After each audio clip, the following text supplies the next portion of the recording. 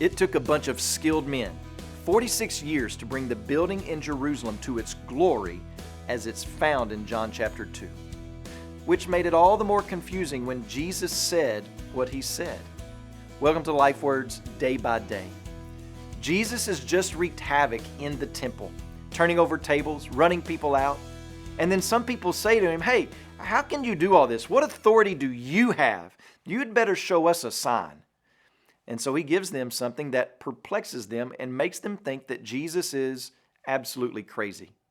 And if they had realized what Jesus was really talking about, then they would have thought that he was even crazier still.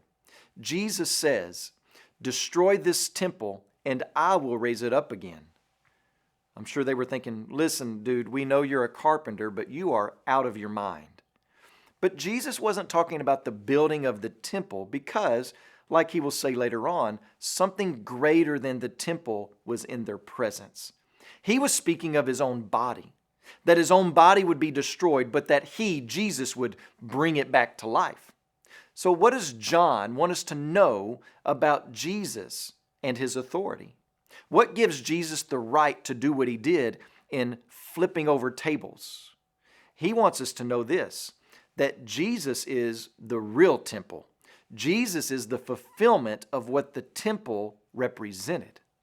Like we said earlier, the temple in Jerusalem, in the inner room, there was the Holy of Holies, and that's where the presence of God was made manifest. And by Jesus referring to himself as the temple, he was saying that a switch has been made, that the temple is a shadow and that Jesus was the reality.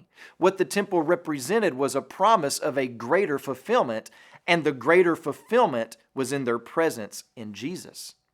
"In me dwells the Most High God," Jesus would say. "I am God, and if man wants to meet with God, just like they would have to formally go to the temple, now they must come to me." And this would have been immensely important for John's original audience, because by the time this gospel would have been written, the temple complex, Herod's temple, would have been destroyed. So the Jews had no place to worship. But John is telling the Jews and the Gentiles alike, it's not about a place, because Jesus is the true temple. In him deity dwells. Your focus shouldn't be on a place, but on the man, Jesus Christ. So what authority do you have, Jesus? Jesus says, "I'm God." That's the authority, and I can run my house like I want. You see, in the Passover feast, before the actual night that the Passover meal was eaten, the people were supposed to clean their home of all the leaven in the house. It was a picture of removing all the corrupting influences in your home and life. And when Jesus went into the temple, flipping tables and chasing people out, he was removing the leaven, removing the corrupting influences, the distractions, the tempting influences. This was his house, and he was simply going through what needed to be done in order to get his house ready. And why? Because he is God. Revelation chapter 21 verse 22 says, "And I saw no temple in the city, for its temple is the Lord God Almighty and the Lamb."